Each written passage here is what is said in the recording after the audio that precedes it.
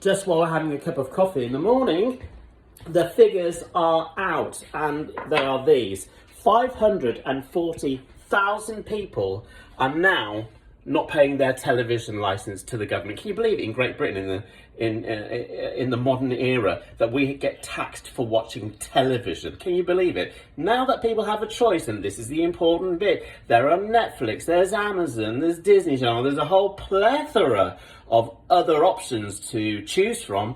The BBC are being pushed down, because what they do is they have a schedule and people don't want to watch stuff on their schedule. And also they're a left-leaning organisation that has changed from interviewing, especially for news, eyewitnesses and people who've experienced something, to interviewing their own experts, in other words, their own staff members as experts, which biases the news. And it turned from a centre organisation into a far left-leaning organisation.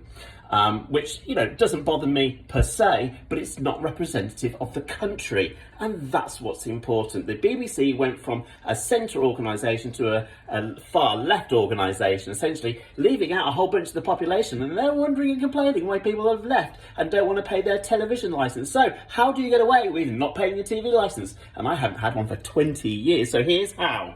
If you watch Amazon, if you watch Netflix, and it's all pre-recorded films or television shows, you've got the Disney Channel, same sort of thing. It's not live events. You do not have to pay for your television license, okay? If you watch YouTube and you watch people like me and other ordinary vloggers and people who make educational programs and what have you, you don't watch live television, you don't need to pay for your television license. In fact, the BBC at the moment have got a white paper out, and they're trying to rig the game so that people like me and you who watch YouTube, who watch people like us on YouTube, vloggers and people who make educational programs, get pushed farther and further down in the list, so that we won't be found, essentially, so that they favour the BBC, ITV, Channel 5 and Channel 4, because they're getting no viewers. Even though they've got a digital footprint on YouTube, we're beating them. So because people are leaving, because people are watching things like YouTube and Netflix and Amazon,